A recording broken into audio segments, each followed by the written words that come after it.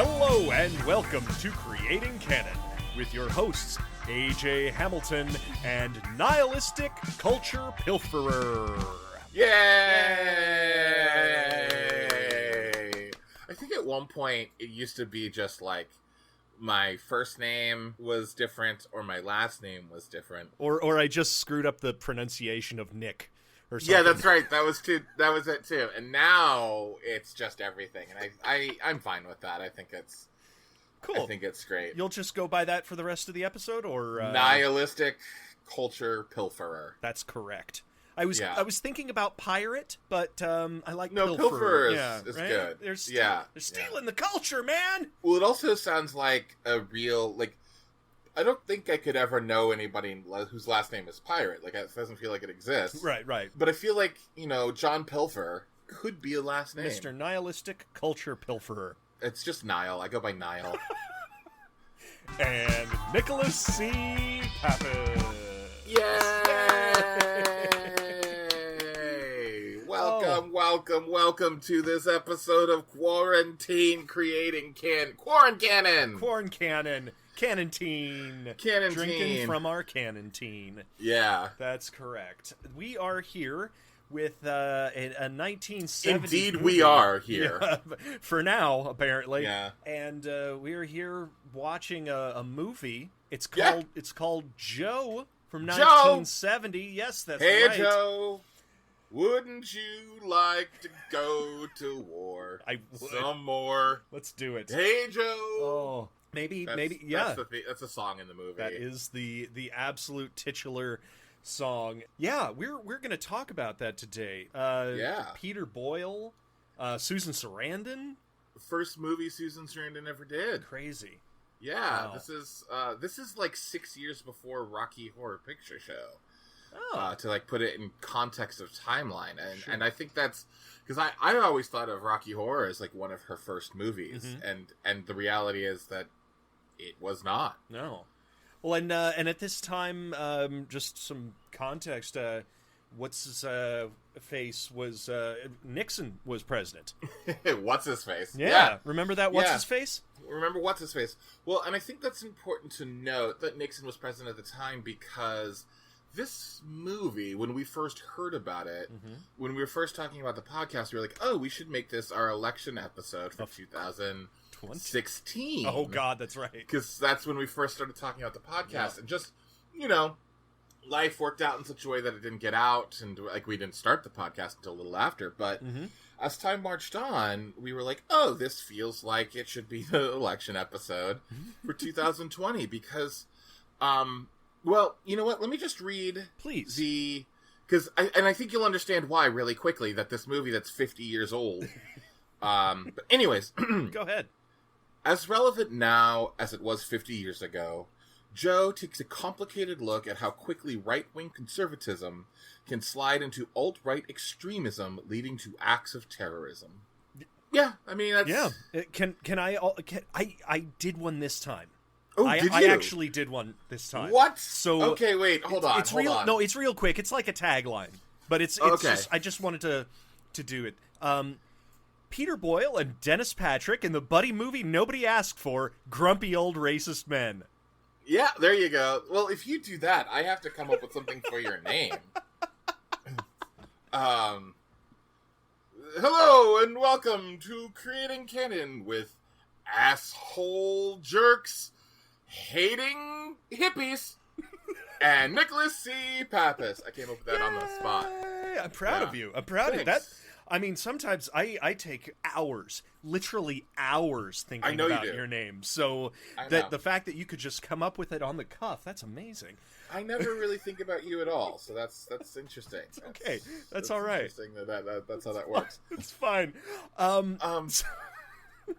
It is. You're absolutely right. It is spooky how relevant this still is today, and how many people's thought processes mirror exactly the way some of the characters in this movie think, and that's kind of sad. Yeah, that's a bad commentary on where we've come in 50 years. Yeah, absolutely. Well, and I also think that. So I didn't place this until midway through the movie, where I was like, "Oh shit." this movie had Nixon in office. Mm-hmm. And I think it's also particularly fascinating that Nixon's presidency, which happens to be one of the most corrupt presidencies of all time, and that's not so opinion. far. Well, I was going to say until no, right? and that's and when I say that, I want to be clear because we might have Trump supporters listening. That is one of those things where when I say that, I am going based off of how many people have been indicted in each president's cabinet. So it's really important to note that that's not one of those things where that's just it's numbers. It's not even it's fact. Yeah. I believe it's 3 times or more than the Nixon administration. I think there's over 250 indictments. The last that I heard, but yes. That's a lot. That's a lot. I think you'd all have to admit that. Most of the indictments in the Nixon administration came at the end, not early on. When Watergate happened, Nixon swam to re-election, because nobody connected Watergate directly to the president. Right, and that actually, just for context, if nobody's a history nerd, 1972. Was the Watergate, the beginning of it, the break-in is when it happened. So that was a couple of years after this movie even came out. So although he's only mentioned one time in this movie, twice. Okay, twice. Once at the beginning, once at the end.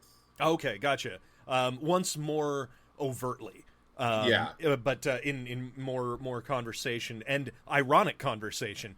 But I think that his presence definitely hangs over the whole of it all. I mean the culture and the state that America is in this movie. Well, Nixon was an extreme conservative, and he hated the hippies.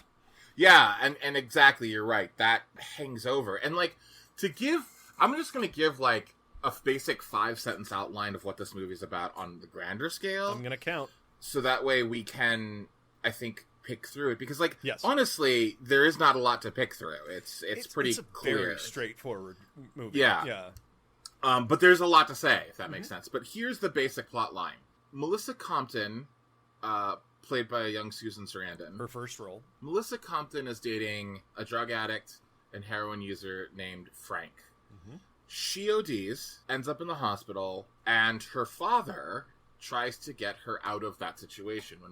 When the father, Bill Compton, goes to get her things, a fight ensues, and he accidentally kills Frank, the drug-dealing boyfriend. Yes. The father mentions this in a bar next to a very racist, extreme alt-right man named Joe. Mm-hmm.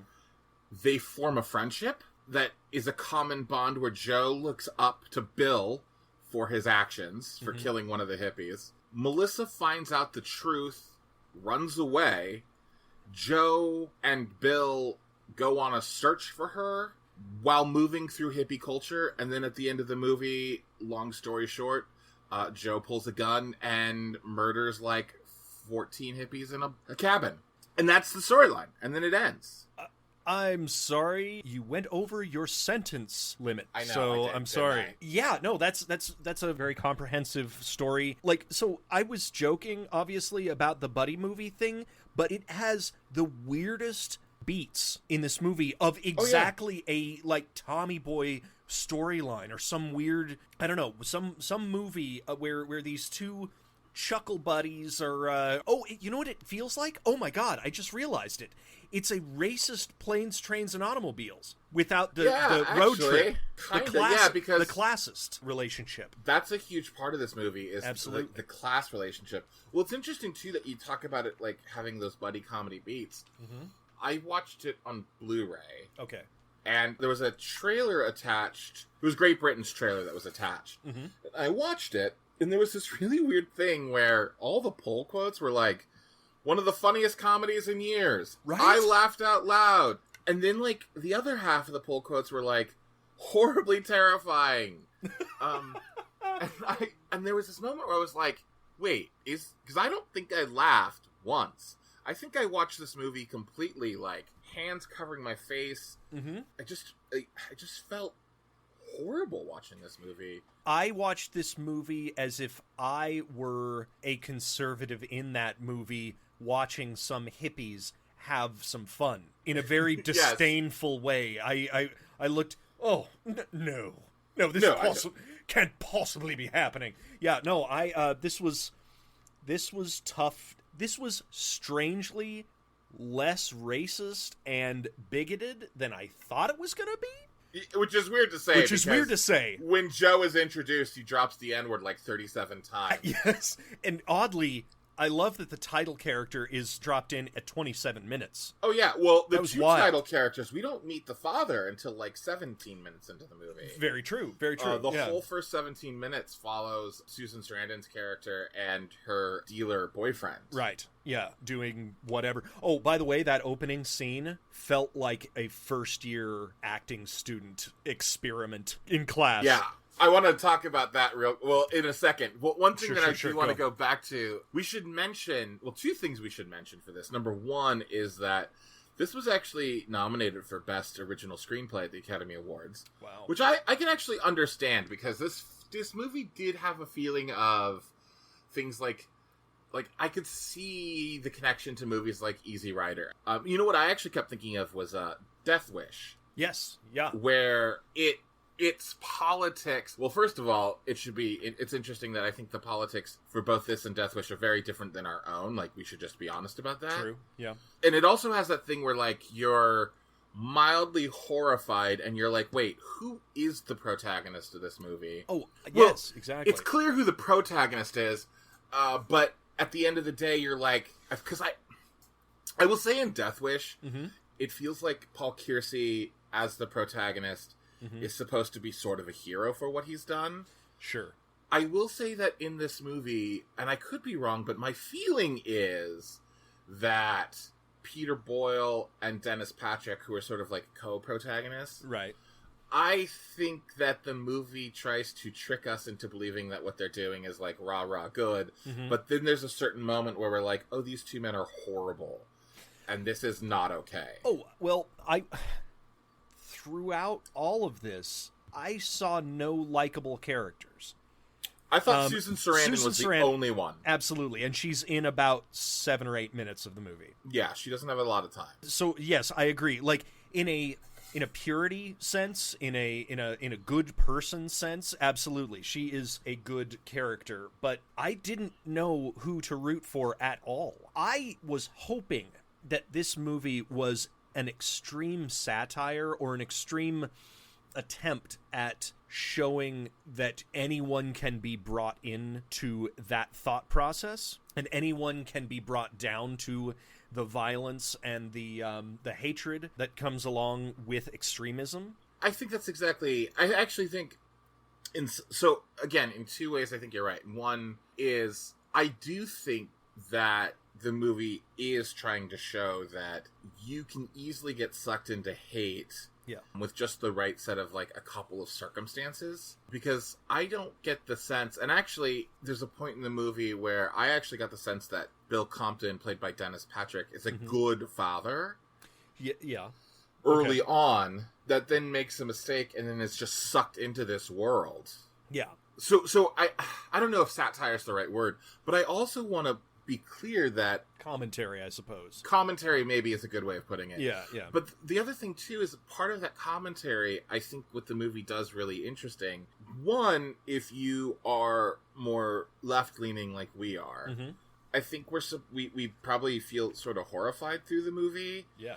And then we're sort of excited that the two men, in some ways, get a comeuppance, and they find out, like, well, at least one of them finds out this is not actually a good road to take, for various reasons. Yeah, sure. And then I think if you're very right-leaning and you're probably on the side of Joe and Bill being like, get them, Antifa motherfuckers, the reality is pretty horrifying at the final events of the movie.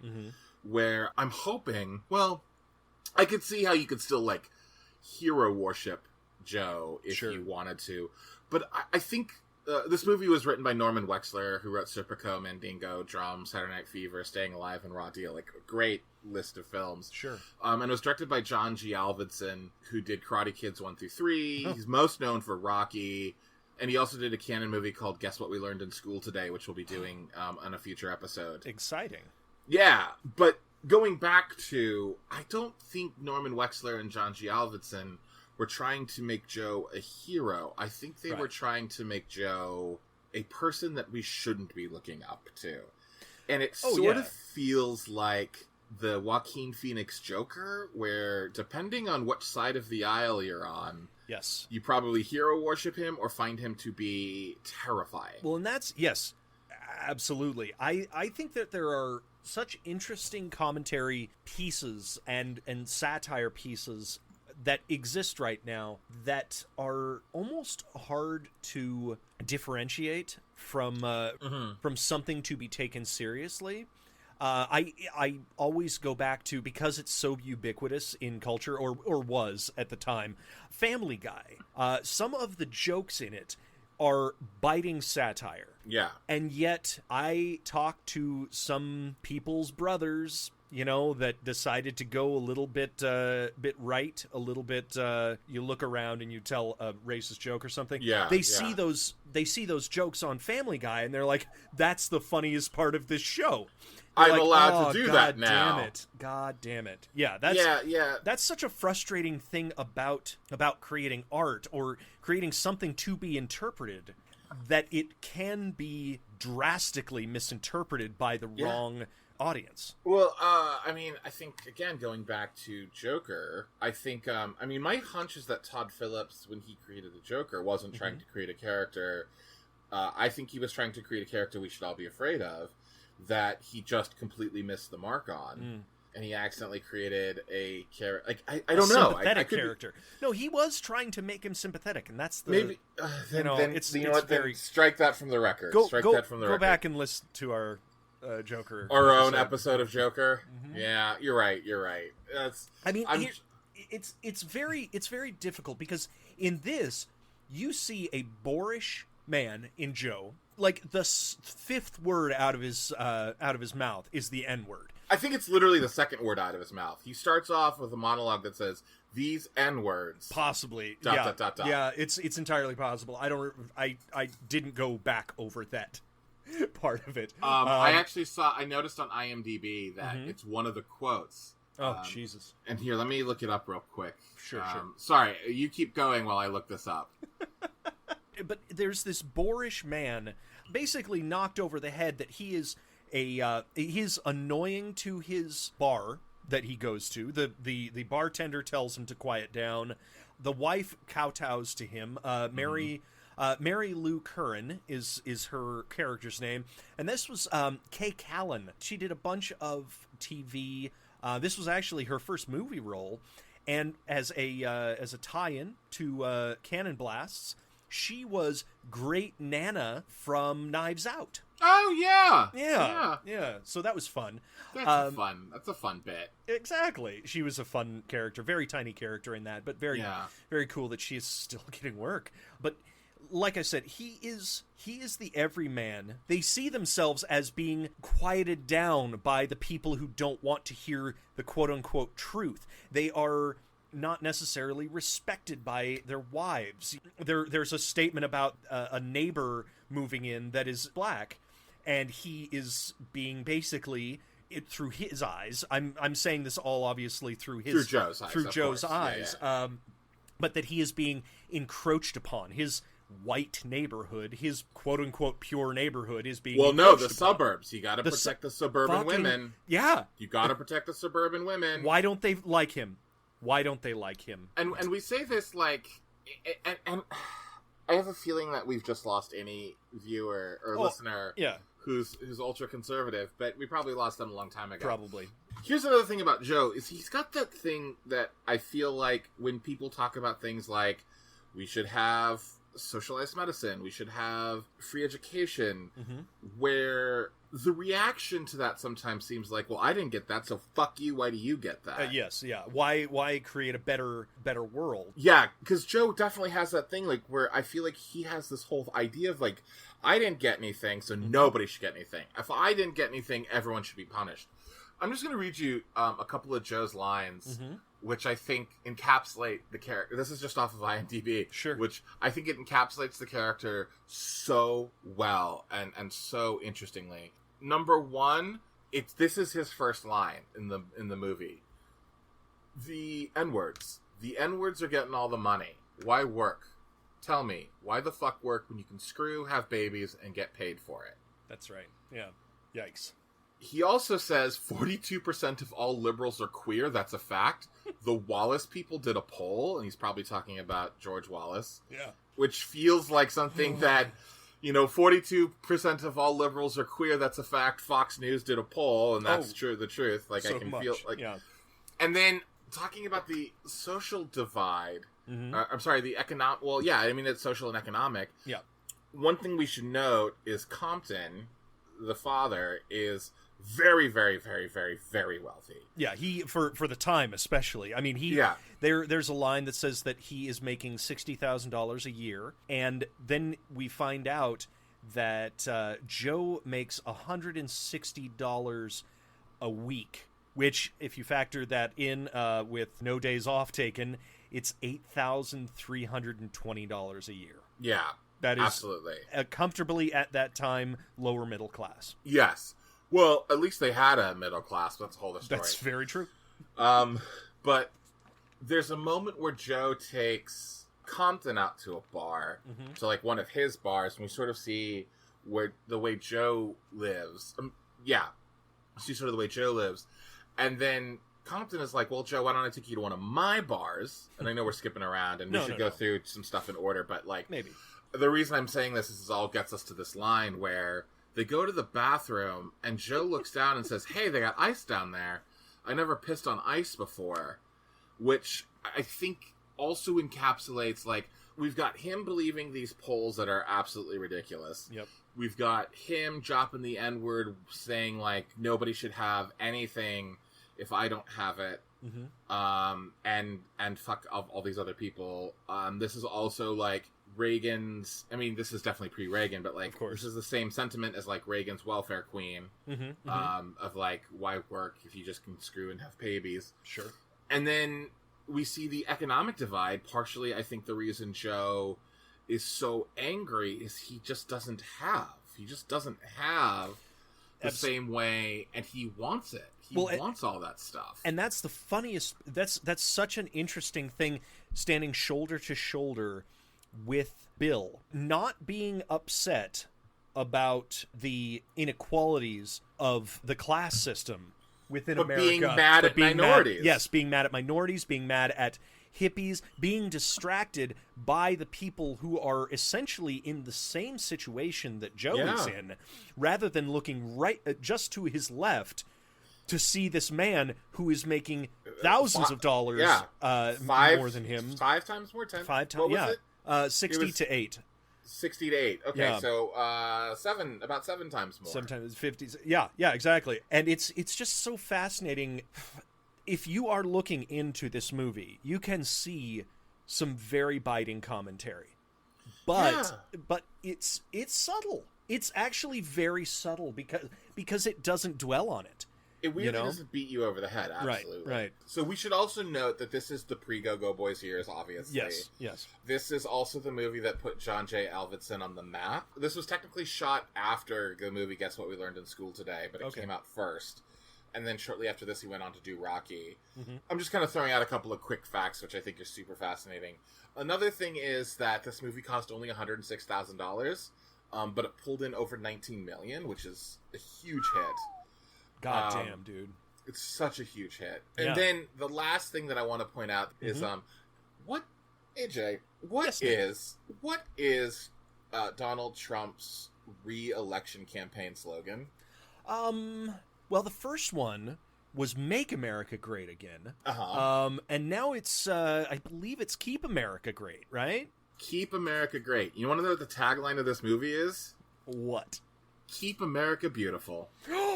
What? So, when Adrian are making these parallels to what's happening today and what's happening in 1970, I don't think we're stretching very far. Like, I think that's the thing that's so amazing is, like, it's not a stretch that this movie that's 50 years old is extremely relevant The today. sentiments have always been there. The sentiments Yeah. continue. Well, I mean, you want to talk about a ripoff? Reagan's slogan was "Make America Great Again." Well, that is true, too. Yeah, yeah. Well, that's For a whole God's other story. sake. And there's actually a great line in this about Nixon, while we're talking about presidents.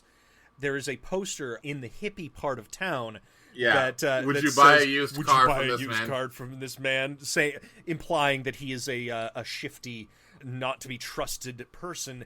And this is 2 short years before Watergate. And yet Joe is fiercely defensive of the president. He says... Like, it's a president, come on! Well, he says it's the president. Of course you'd buy. Like, if you wouldn't buy a used car from the president, who would you buy a used car from? Yes. He's very trustworthy.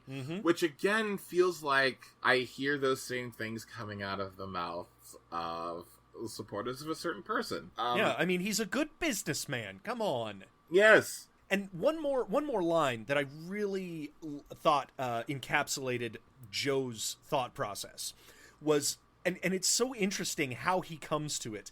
Joe and his wife and Bill and his wife are all having dinner together. We should note that Bill's wife does not want to be there. Oh, she does not.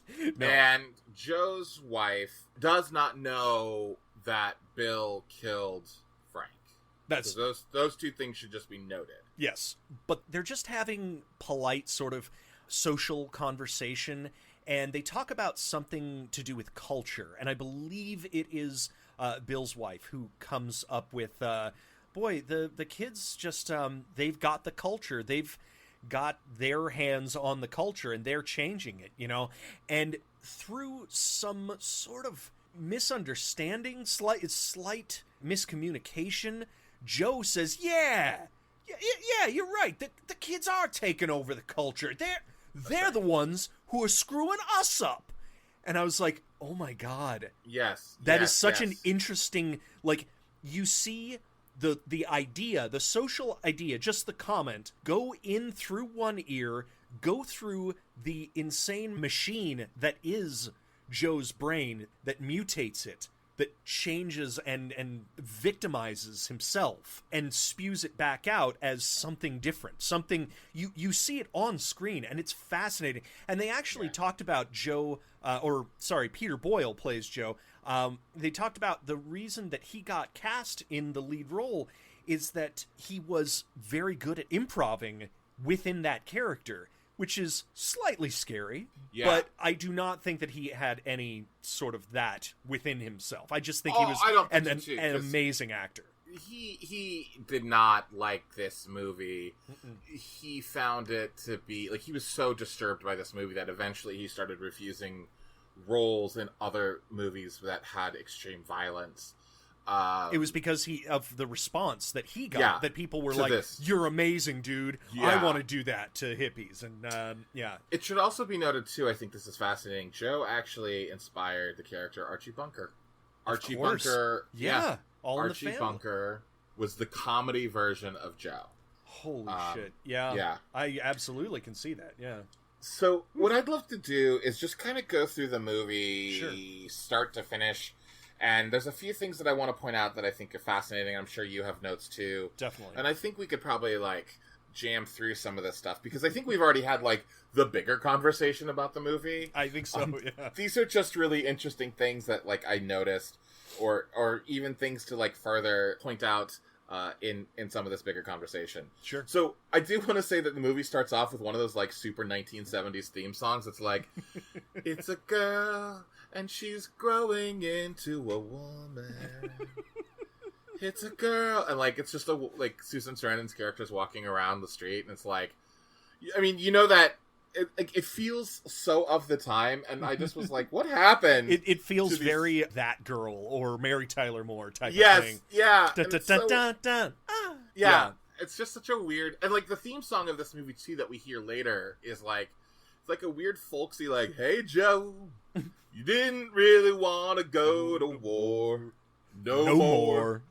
And then but then it would change to be like, you see these hippies walking down the street, and now you want to go back to war and kill some more. Like, but it's so like folksy that you don't even realize how insidious and sinister the lyrics are. It's super spooky, yeah. Yeah. Oh, but also while she's in the opening, Joe is written out over the camera, in like red, which white, is and blue. red, white, and blue, tinted as red, white, and blue, and it is a fascinating. Like, if you're watching it, go back and look at it. It's a kind of beautiful way to do it, because at one point all three letters are different cameras. They're filming different things. It's a really artfully done thing. I think I should note that this movie is actually incredibly well put together. Agreed. It's actually pretty gorgeous, and we can talk even further at the end about like all of that other stuff, but I thought it was really well put together. Totally.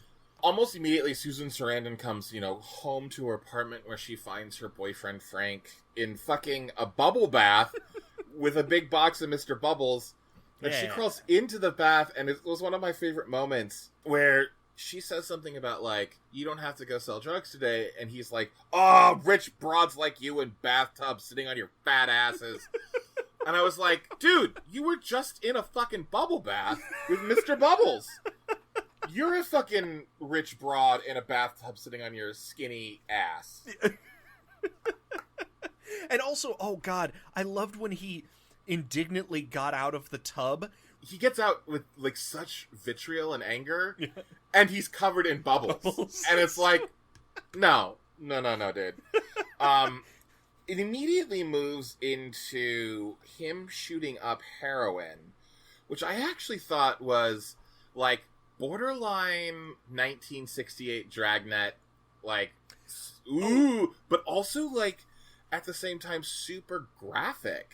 It was. And realistic. He actually pulled the needle. We didn't see the needle go in, but we saw him pull it out. Yeah. Yeah, I was like, wow, this is, I don't know how they're doing this, but that's it was really graphic. Crazy. Yeah. Which then did stereo immediately plays a song that's like, you don't know what's going on. You don't know what's going on. As he's like so fucking high. There were some shocking sound cues in this and weird cuts. There were some like jump scare-esque cuts. It would be in the middle of the quietest scene, and then it would just bam, and you're like, oh Jesus. Yeah, but it worked. It did work. I liked it. Yeah. But the scariest scene of the entire movie comes up right after this, which is when Susan Sarandon's character calls him over to the bed, and she crawls into the bed, and we see the bottoms of their feet, which were dirty. So dirty. I just great attention to detail. Right now, honestly, right now, I feel sick to my stomach thinking of how gross. There, you know what? Let's just move on. I do want to say something about them being in the bed. There was actually such a. Is it foot related? It is not foot related. Okay, then we can do it. Yeah, it is. It is haunted doll related though. No, I'm fine with haunted dolls. Yeah, I'm not okay with dirty feet. Not dirty feet. No, I thought there was a very sweet moment as Frank is drifting off to his heroin coma. Melissa is laying on the other side of the bed. And the song that is playing is saying, I'm going home. And she's hugging the Raggedy Ann doll. And earlier in that scene, she had talked about seeing her parents.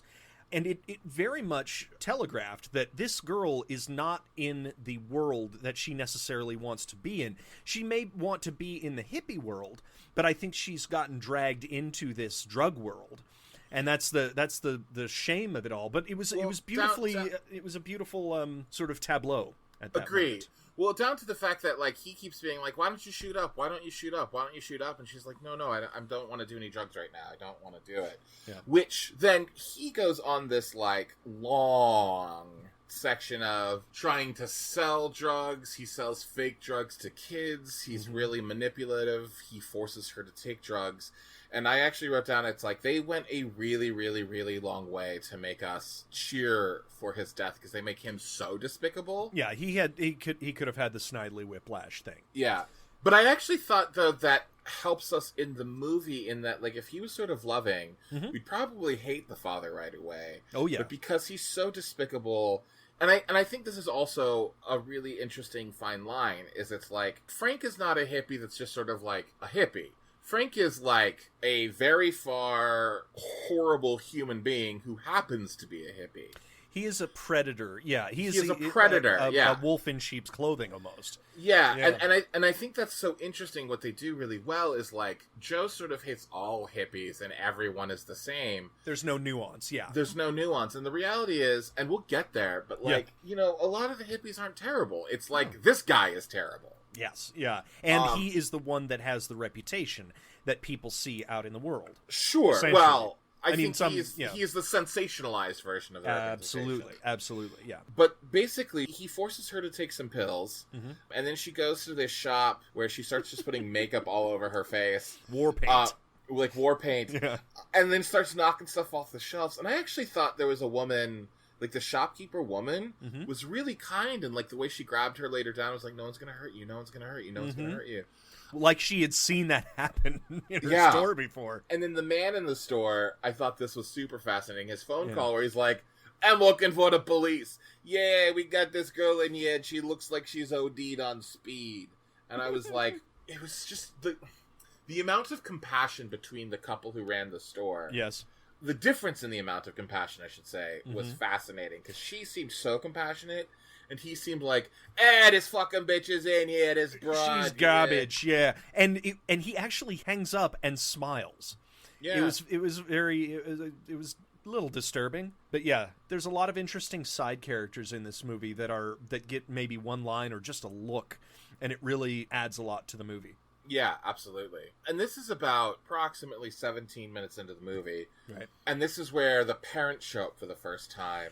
It's so funny. I did not even, because this movie is so oddly marketed, especially in its trailer, where it's essentially just a snippet of a line and then a snippet of a line and then a snippet of a line for 2.5 minutes. It's just, it's bizarre. And I thought it was going to be more politically focused than it was.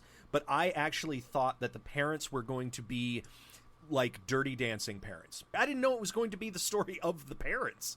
That's the trick, right? 17 minutes all about Frank and Susan Sarandon's story. Yeah. And then all of a sudden, like, they hand off the narrative to the parents. Yeah. And I also thought it was really fascinating, too. The parents agree that they need to get her stuff out of Frank's apartment, bring her back home, take care of her. They are very, very, very rich. Frank and Susan Sarandon live in absolute squalor. But there's a moment where the parents are alone on the stairs, and the mother is like, I can't go up there. I just can't. And the father is like, of course you can't, because you can't do anything for a daughter. You have to make everything about you. You can't just, like, suck it up and fucking do. Find another excuse. Yeah, find another excuse to run out on her. Yep. And I thought it was really interesting because I thought, too, that moment did double duty. One is that the father becomes instantly sympathetic. I kind of liked the father in that moment where I was like, he is doing the hard work. Yeah. Trying to, like, keep his daughter safe. And the other thing, too, I also wrote down, like, wow, if this is what she hears all the time, no wonder she fucking does drugs. Oh, for sure. And I imagine that even though he is saying this to the wife, I feel like they have a very hands-off relationship with I'm their daughter. Sure. I mean, he's clearly working all the time, and you know, to one-up someone on a sort of WASP type of parentage is not very hard, it seems, you know, in the archetypal version of them in movies. But no, I agree. In the grand scheme of things, he does seem to be the better of the two parents. Yeah, well, at least in that moment. Like, yes. I mean, obviously we don't know for sure, but in that moment, we buy that. One quick note is we cut away from him while he's collecting her clothes back to Frank selling drugs to two young girls. Which is just vitamins. He's just vitamins. Yeah. But one of them, I swear to God, I thought was a young Amy Adams. Oh my God. Until, like, I did the math in my head and I was like, no, that would make Amy Adams like 65. So it's not. But I legitimately thought it was for a second. Long story short, Frank comes back into the apartment, and that's where he finds Bill collecting the clothes. Yep. They get into an argument where Frank says some horrible stuff to Bill about the relationship between Bill and his daughter and, like, how he fucked her up so much. And I think Frank makes vague accusations about, like, did you touch your daughter inappropriately? I think so, yeah. And Ugh. Bill sort of just loses his mind and starts fighting Frank and slams his head against the wall, in which I thought was a really risky way to edit the murder, like the rage. And I actually thought it was kind of successful. Mm-hmm. The trippy sort of... Yeah, like, it's really hard to explain. It's like what you would see in, like, a 70s acid trip type of effect. Yeah, so you'd probably seen it in Easy Rider or something like that. It's the visual component of... Yeah, exactly. Like a Jimi Hendrix guitar riff. Or yes, something like that. That's actually, it's really funny because both of these, like, absolutely 100%. Like, that's a great... The second you said Jimi Hendrix guitar riff, I thought of the editing, and it fits. It fits. Perfect. Yeah. So, essentially, though, Bill accidentally kills Frank and has, like, a moment of, like, oh, fuck, we fucked up. By the way, I will say it does benefit the character to be a rich guy because he does have his gloves on. Yes, well, no fingerprints at all. No fingerprints. Yep. He was a rich guy with his gloves on. But I thought it was really smart because the dad immediately starts staging the scene. Yeah. To where he's knocking all the drugs onto the floor. He puts all the clothes back. Did you notice that? The clothes that he had picked up for his daughter, he puts back because if he brought them back, he was at the scene. He was at the scene. It was brilliant. But what he does take is all the drugs and he knocks everything else on the floor to make it look like a robbery.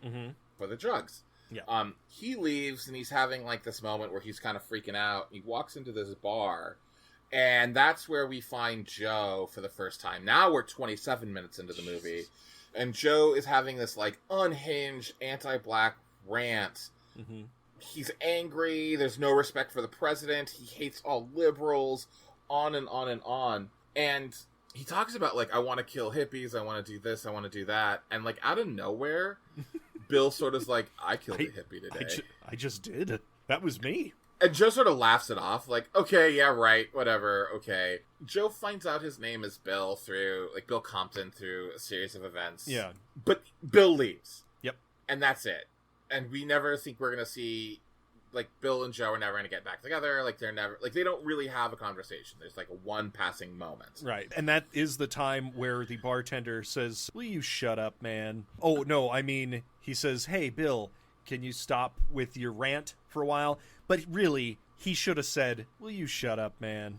Will you shut up, man? Yeah. You really should. Yeah. Yes. Continue. It's interesting structurally how all of a sudden the narrative has gone from Susan Sarandon and Frank to then Bill. Yeah. And then once Bill meets Joe in the bar, the narrative is sort of handed over to Joe for a while. It is. Where we see Joe at work, we see Joe at home, we find out that he eats a steak well done with ketchup like certain presidents. I also liked that when that switches over, as Bill is leaving, we see American Bar and Grill on the window, and it is framing Joe.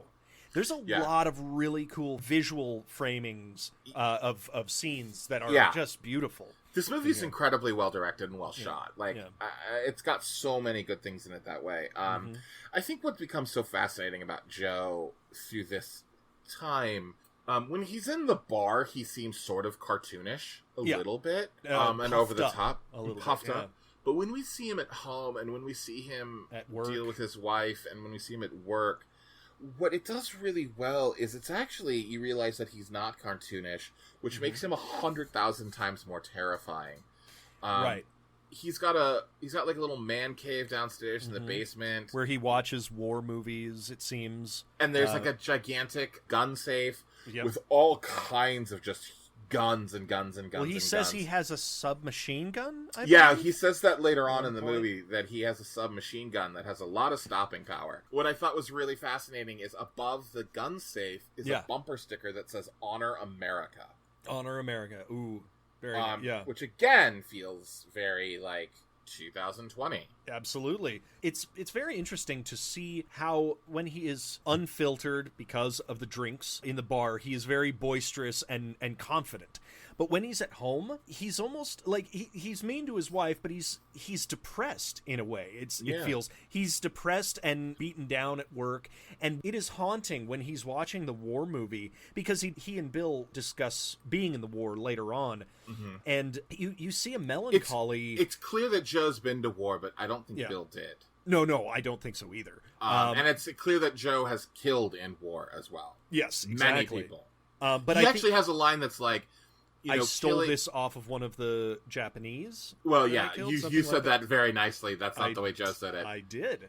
But he also said, too, something to the effect of, killing, at first you feel kind of bad, but then it makes you feel kind of good, especially if it's a bad guy. Like, I'm paraphrasing. Yeah. Well, and that's the thing about the war or your enemy. Is he sees a time when he had an enemy.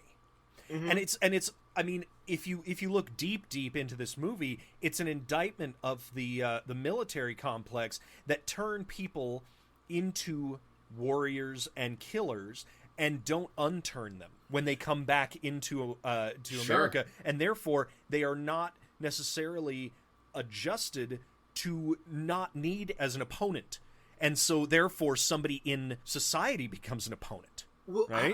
I would go one step further. That's not even like the industrial military complex, although that is part of it, 100%. Sure.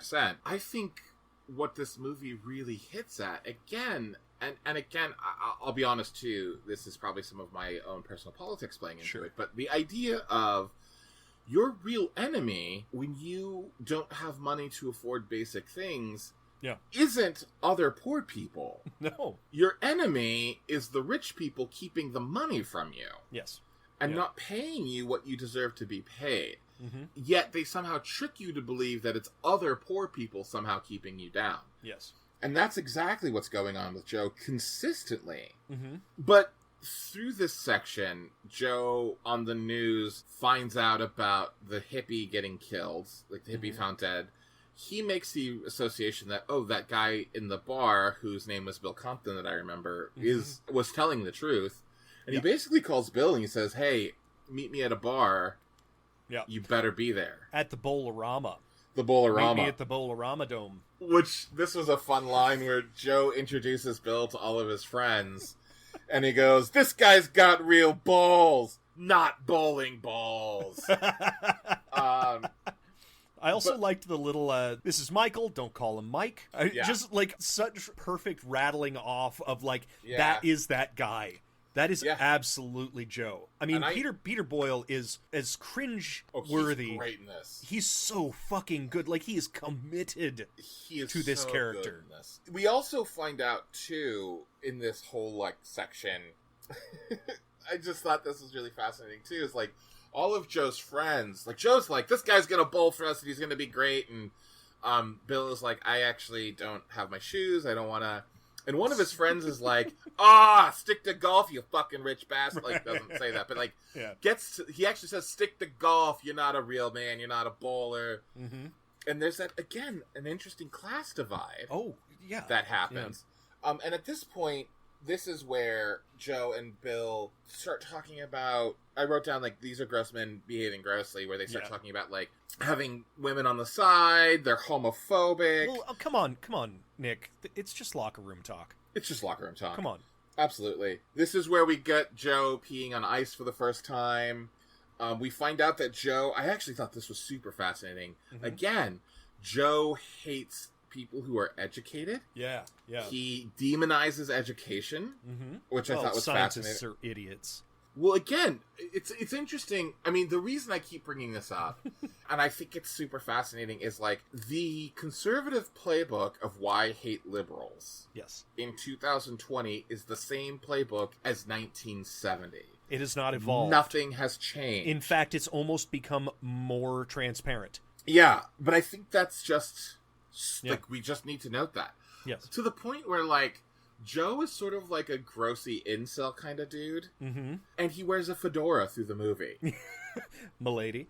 Milady. He reduces women down to... So eventually Joe is like, Bill, you should come over for dinner. Yeah. Bring your wife. And Joe's wife is like, she's a rich woman. How am I supposed to... And Joe's like, you buy curtains. She buys curtains. You both buy curtains. That's what women do. You can talk about curtains.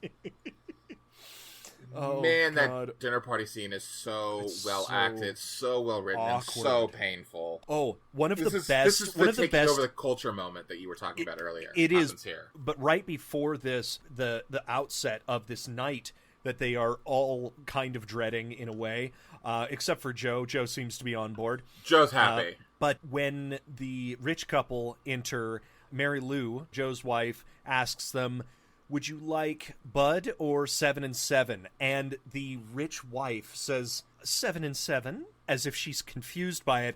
And Joe says, we also got ginger ale. And then, oh God, I thought this was a great moment. This was so great when Bill says, oh, honey, she's asking you what you would like with your Seagram 7, either 7-Up or ginger ale. And she was like, oh, ginger ale, sure. Which is such a great biting commentary of just by saying a difference of alcohol or the way people drink. Yeah, well, is so the divides that we put, that it's all just to get us drunk. It's all just poisons to get us drunk, and the labels that we put on the fucking bottle are what separate us. Well, it's not just the label, because that's the thing is, like, they both are drinking Seagram 7. Yeah, no, absolutely. It's just that one of them calls it like a 7 and 7 sort of slangy, and the other one is not slangy. Right? Mm-hmm. I think that's so fascinating. It really is. Like I said, that whole dinner party scene is kind of masterful. Yes. In the way the politics work, in the way that Bill's wife will say something, and Bill will sort of like, after like Joe and his wife leave the room, he'll be like, I didn't know you believe that. And she's like, I don't. I'm just trying to make him happy. Yes, that's right. Well, she was like, oh, I have a friend named Mary Lou in high school. That's right. I didn't know you had a friend named Mary Lou. I don't. I'm just trying to fucking make conversation, you idiot. You dragged me to these poor people's house. I also loved the fact that there was the subtlety of the rich people essentially guiding the conversation and almost subconsciously convincing the poorer people, just because the poor people have this perception that they are still their betters. You know, they're like, oh, of course you would be right. I'm going to try to take on your perception, but like I was talking before, the idea goes into Joe's head and then comes out as his own interpretation of it. Yeah. I thought it was fascinating. The whole, I mean, I just keep saying, I'm just going to say it one more time, like, watch that scene. It's kind of masterful. Yeah. There's a moment where I thought this was really fascinating, too. The men go down to the basement, the women stay upstairs, and when Joe says something like, I don't think your wife likes me, to Bill, and Bill is like, no, she's just nervous because she knows you know. She knows? She knows! You told her? But then Joe grabs a gun, calls her downstairs. Such an amazing scene. This is an amazing moment. Calls her downstairs, and he like points the gun at her, and he says, "Hey, I want to let you know, nothing's gonna happen to you.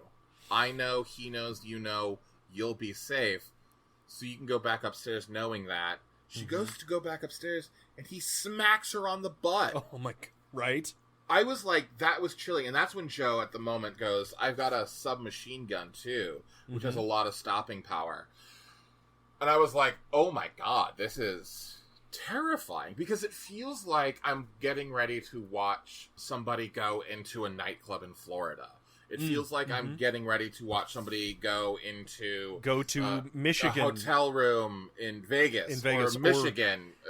And a kidnap militia. Somebody. Like, it feels like that discussion. Absolutely. Yeah. And it's terrifying. But I also thought this was fascinating, too, that the second Bill and his wife get into the car leaving, they almost immediately start shitting on Joe and his wife, like the way they look down on the family and sort of like, laugh at them. Boy, that was awkward. Yeah. Did you see those drapes? No, yeah, just... I mean, well, yeah, I mean, that kind of shit was happening. Absolutely. But this was the most contrived part of the whole movie, I thought, is, like, they're talking about, like, what Susan Sarandon has left the hospital and gone home. Well, she's escaped the hospital. Escaped the hospital and gone home, yeah, and the parents don't know that she's home. So they walk in and they're like, oh my god, and can you believe that they're sticking up from us and hiding the fact that I killed our daughter's boyfriend? Can you believe when I killed Frank that he died? Like, it's that blatant. And she sort of is like, oh my god, are you gonna kill me too? Are you gonna kill me too? And she, like, runs away and then disappears. Yep. Which leads us into what is essentially the third act of the movie. Which is the true buddy movie development. Yeah, and basically what happens, and I thought this was super this was super fascinating, because at the beginning of the movie, the dad's clearly conservative, but I wouldn't call him, like, an alt-right extremist. I mean, he probably would be socially conservative in certain ways, but he's more fiscally conservative. He feels like, to me, someone like John McCain... Okay, or like John Kasich, or even like a Mitt Romney, where it's like clearly conservative, but not scary, fanatical conservative. Well, I would say that the difference between the two is power and comfort. Sure, wouldn't you say? And this is actually, so you're kind of you hit on exactly where I was going to go with this. Go, yeah. Which is basically the father, Bill, calls Joe and says, I have to cancel plans. And Joe's sort of like, oh, you canceling plans? What, like, kind of... Too good for me? Yeah, and he's like, no, my daughter ran away, and I'm just tired, and we don't know what to do. And Joe, at this point, is like, well, you gotta search for her. You gotta go knock down all those fucking dingy hippie spots and search for her. And in this moment, what I thought was super fascinating was... So we have the economic divide, which is probably why one isn't, like, extremist conservative with, like, the kind of hate that Joe has. But what we see in this moment is that Bill is completely indoctrinated into Joe's way of thinking. Right. Over and over again, where the economic divide that was originally there is sort of erased by this indoctrination. Yeah. Essentially, this again, where the buddy comedy starts happening, is they go into this world of the hippies. Yeah. And what's also fascinating is that Joe brings his intolerance into their world. Like, I don't know about you, but, like, if I'm in, like, Alabama, I'm probably not walking through Alabama being like, hey, all you fucking idiots with your fucking guns, you're stupid. Right. Yeah. No, you would not necessarily bring attention to yourself. Well, and I would at least also understand that, like, this is not my quote-unquote world. And maybe a better way of putting it is, like, if I were in, say, Italy, I wouldn't try to shove my American views or, like, my Americanism in a place where it's like, this is not the place for that. Like, I am in Italy. I am in Rome. I should do as the Romans do and at least try to understand Rome from Rome's point of view. Yeah. I've definitely heard younger tourists in Europe being like, come on, what are you talking about? This is the land of the free. And it's like, but buddy, you are not What? You don't speak English? What's wrong with you? First Amendment, bitch. We're in France. Okay. Yeah, we're in France. They don't speak English. They speak French. Literally, they speak a different language. Oh my god. But yeah, when they go into the hippie world, they are brazen about it. I mean, I do think that were this an actual comedy, that would be where some of the misunderstandings would be, and the exaggerated exuberance for sticking to their guns rather than trying to blend in would draw a lot of the comedy. In fact, they actually try sort of in the Japanese macrobiotic restaurant. Yes. The Cauldron. Yes. And Joe says that's Japanese food. Yeah, but he uses a slur. Sure. The hippie is like, well, no, that's microbiotic. It's good for you.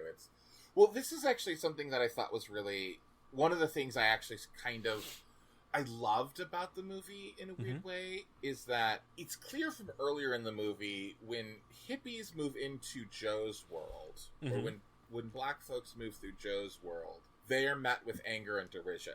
Right. In many ways, at worst, when Joe and Bill move into the hippie world, or the counterculture world, yes, at worst, they're like, I can't believe these guys are wearing suits. Right. But overall, they seem accepting and inclusive. Like, the guy who, like, every bar they walk into, they get a table right away. Right. They're offered drinks. Whereas I get the sense that if a black person walked into the bar that Joe was at in the beginning, it'd be like, hey, N-word, get out of here. This isn't your place. Clearly, yeah.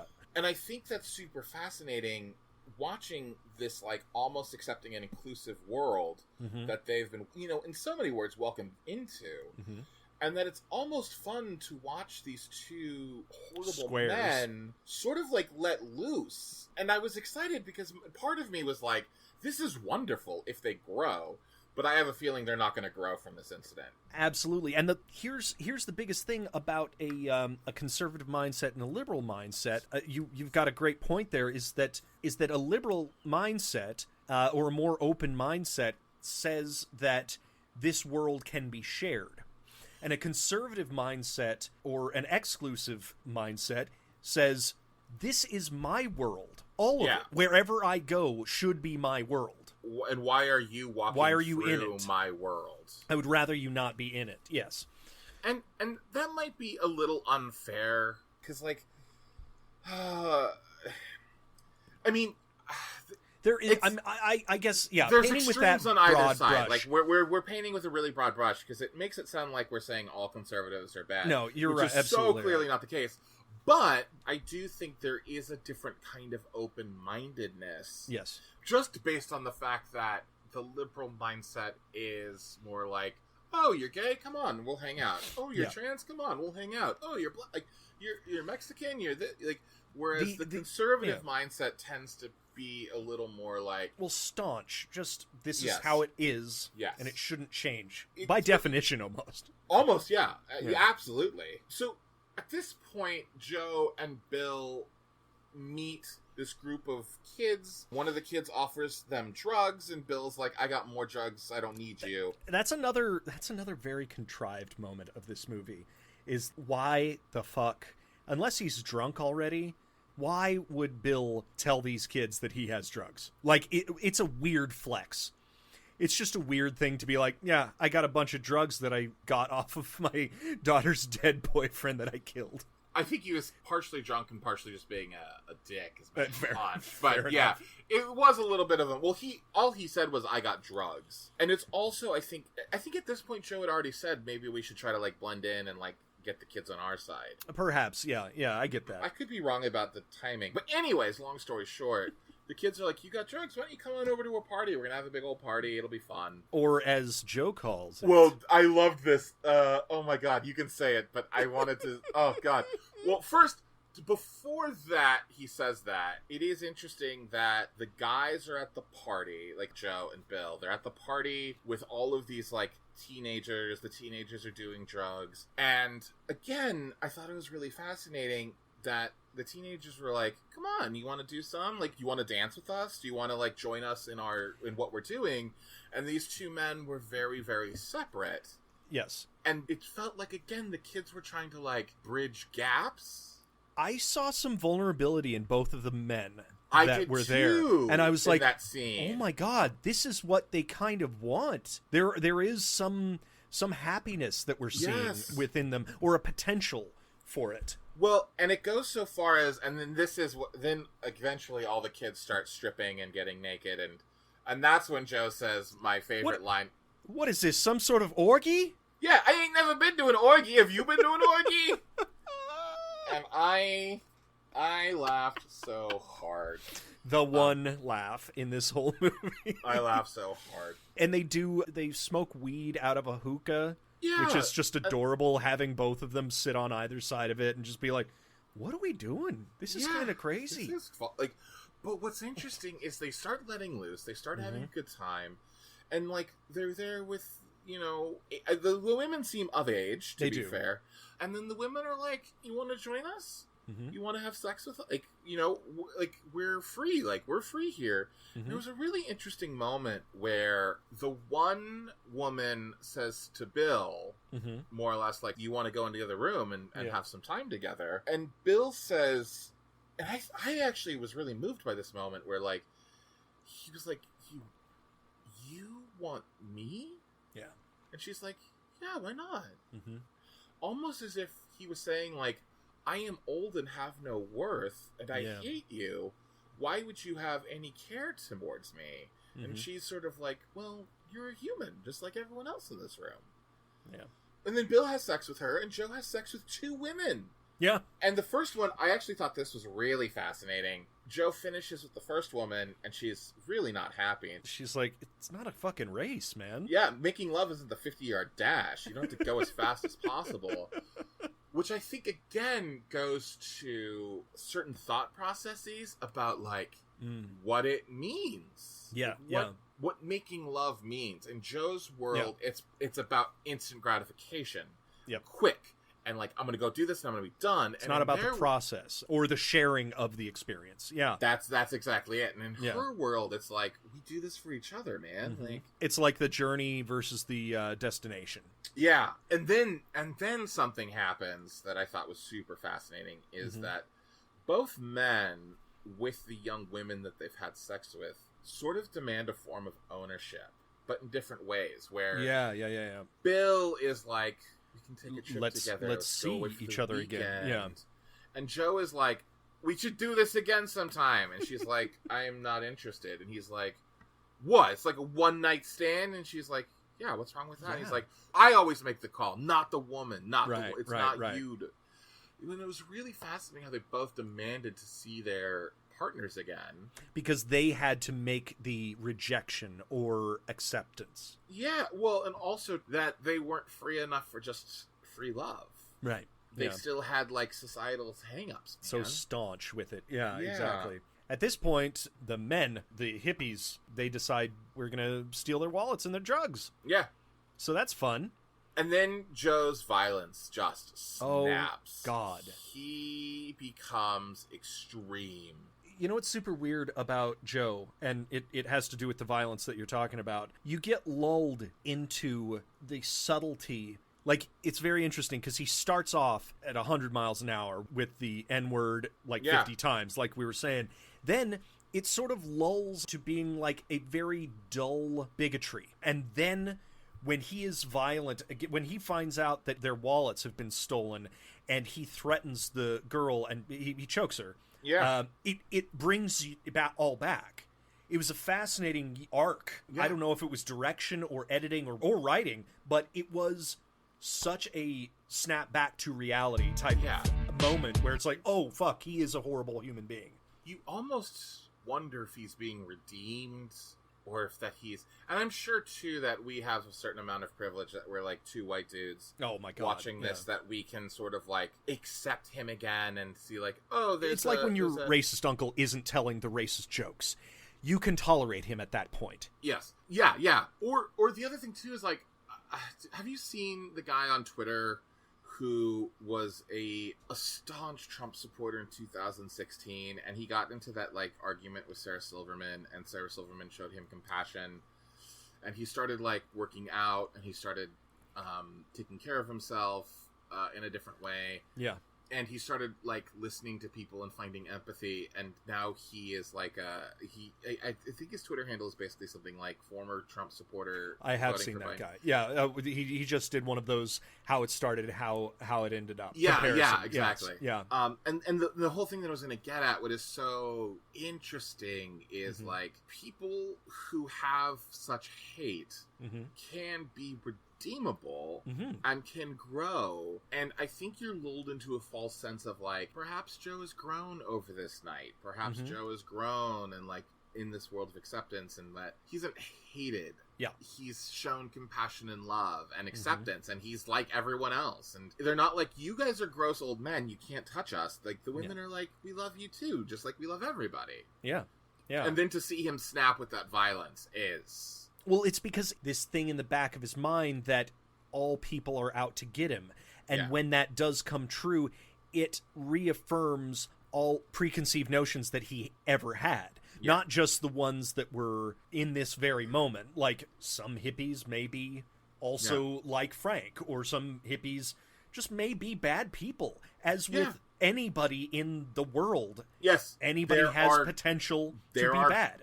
good white people, there are bad white people. There are good black people, there are bad black people. There are good straight people, there are bad straight people. There are good gay people, there are, like, all the way across. No, absolutely. So, but then his reductive stance on most things, that's what he's going to do, and that's what that snaps right back. And to be fair, the hippies do steal from them, like these two men. But at the end here, they find out where the hippies are staying. They show up, and Joe grabs guns with this like utter glee and happiness that he gets to charge in with guns. And he's like, "We're just gonna scare them."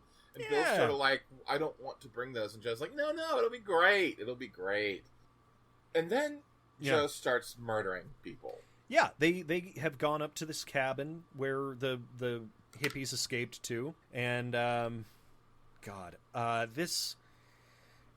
he just starts essentially doing the wet dream of that type of person would be. Mm-hmm. He walks from room to room with the shotgun or rifle or whatever, killing all of the hippies. And at one point, he yells at Bill to get one of them.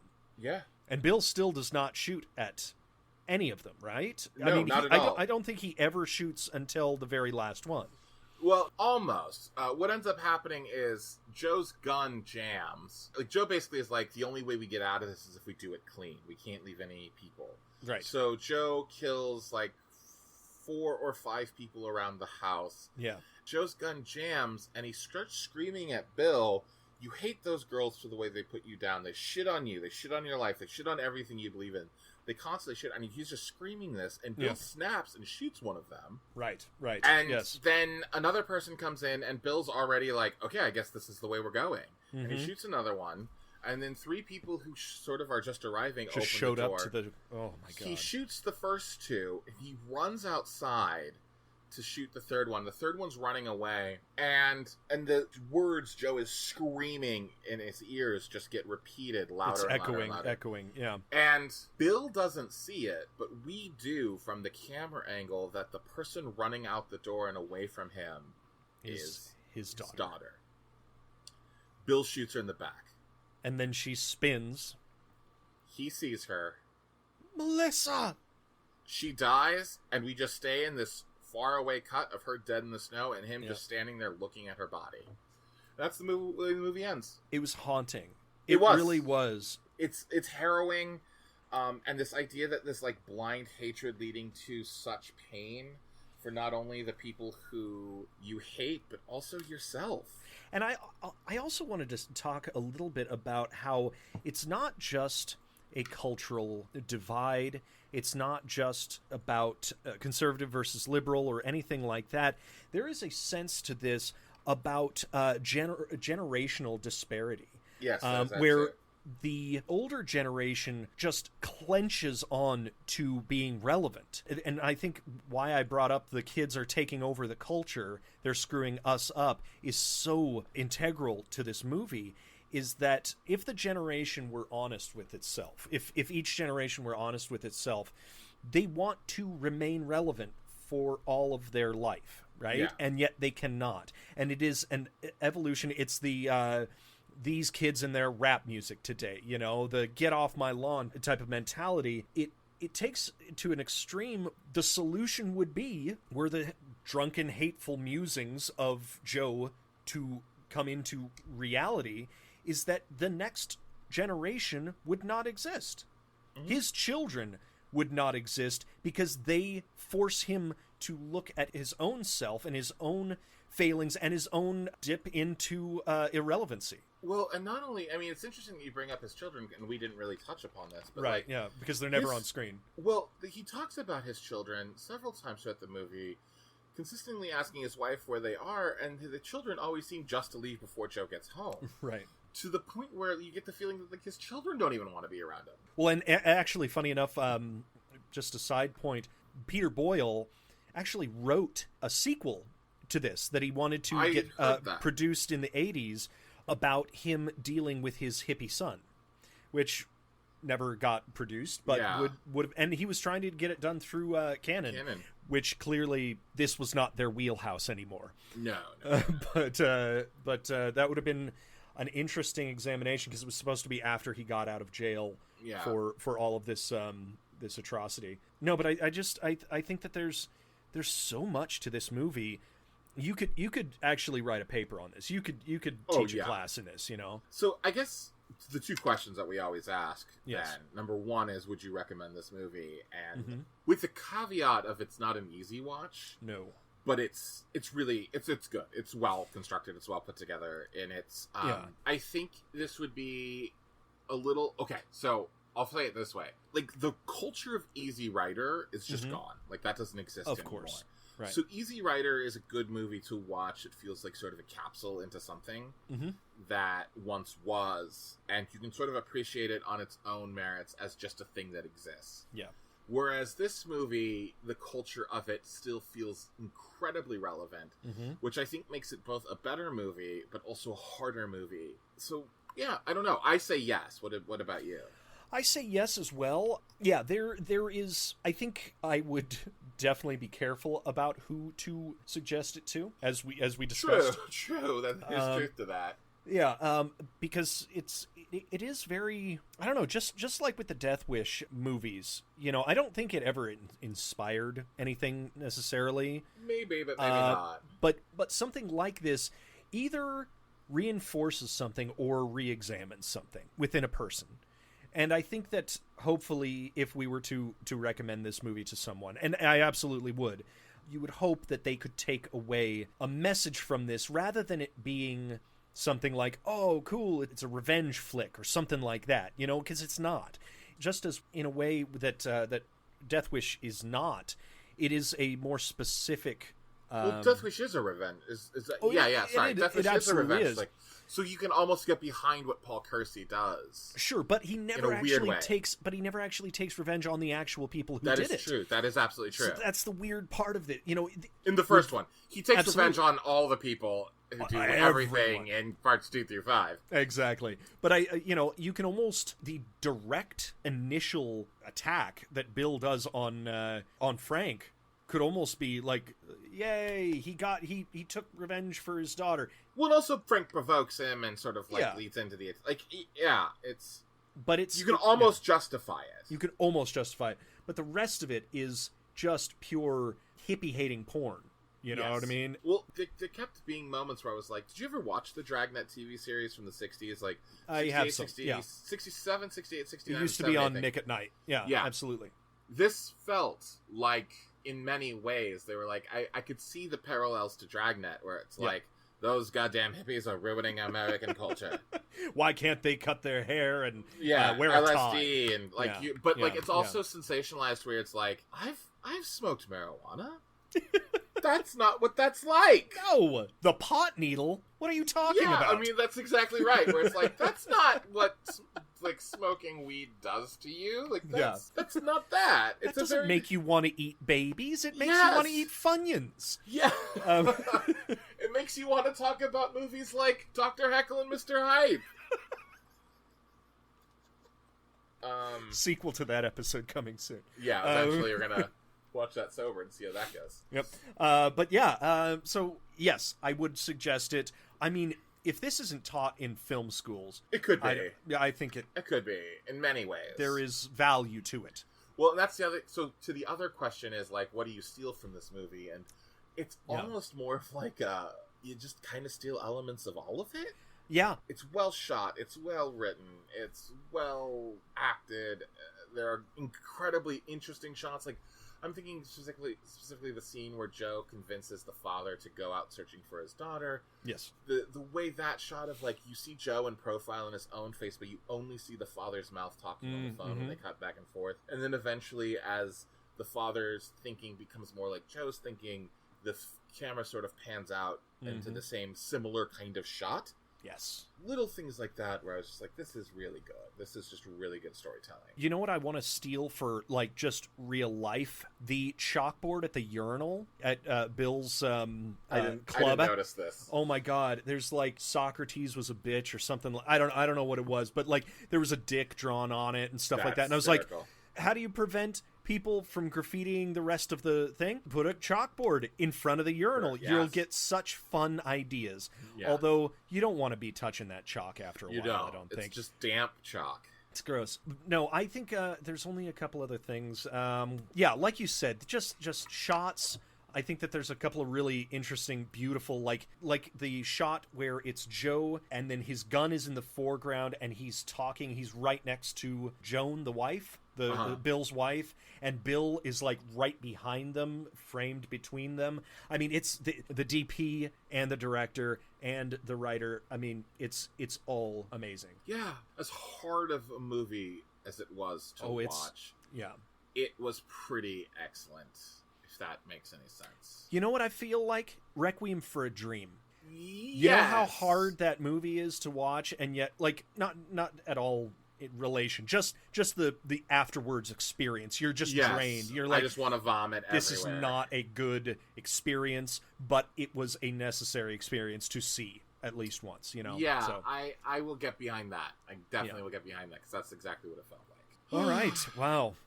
What a time. Yeah. Definitely. What a time we live in. Vote, everybody. Go vote. Yes. It's already past the registration time, but if you are registered, make a plan. Go vote. Yep. It's important. Wherever you're at. Absolutely. Vote, vote, vote. Always vote. And democracy. To be clear, I don't think we are, when we say go vote, we are even at this moment saying who to vote for. Not at all. It's just your duty to vote as a citizen. You need to participate if you want to commentate. And also, I like that, actually. And also throw out that for our international listeners, if you are able to vote where you're at, vote! Vote! Whenever Anytime. you can, vote! Always. Hey, it starts locally. So, yeah. And then goes globally. Honestly, research your local races anytime you get a chance to vote. Sheriffs, judges, propositions in your town. Have a say. Yes, your district attorneys. These are the people who will shape what directly America affects looks you, too. Yeah, exactly. So, all right. Thank you for listening. This was wonderful. Nick, what do we got next time? Next time, AJ, we are heading into the future of film. Ooh. Well, I mean, like, if we were, you know, in the 80s watching canon films, this would be... the 90s? Yep, that's where we're going. We are going to the monogamous era, 1993's Prison Heat. Ooh. Yeah. Is it like a fire movie? Is it about a prison on fire? It's about prisoners who fight fires. That's sadly a reality. I know. And this is the first movie ever to address the issue. Okay. At least that's what I'm guessing. Yeah, I mean, who could tell? Who could tell from the title? Well, I mean, the cover of every single DVD or online version I found mostly just shows half-naked women, but I'm assuming that's who the firefighters are saving. Oh, yeah, well, yeah, of course. A maximum security women's prison. Yes. They're rescuing them. And that's what I'm thinking. And they're very hot and sweaty. Yeah. Yep. It makes sense. We'll see how this goes over. All right, we'll see how this ages. Yikes! Can't wait. All right, next week. All right, Nick, and where can we follow you? You can follow me on Twitter at Nicholas C. Pappas, or you can check out my website, nicholascpappas.com, a website that will forever be under construction. Under construction? Wow. Crazy. You can follow me at the AJ Hamilton on all of the Instagram, Twitter thingies. You can follow us at Creating Canon. That's CANNON. And you can also email us, creatingcanon@gmail.com. And really, thank you all for joining us for this very special Election Day episode. And as we always say, good night and good canon. And go vote. Go vote. All right. Get the fuck out of here. Okay. Un, deux, trois, quatorze. That's what I wish said. I don't know what that means. I don't know what that means either. Okay. And nihilistic culture pulp fuck me. Pulp fuck you? I was gonna pulp fuck me. Just in case. Okay. Just to have it. Okay. You Sounds know, good. just to have it. All right, you redder?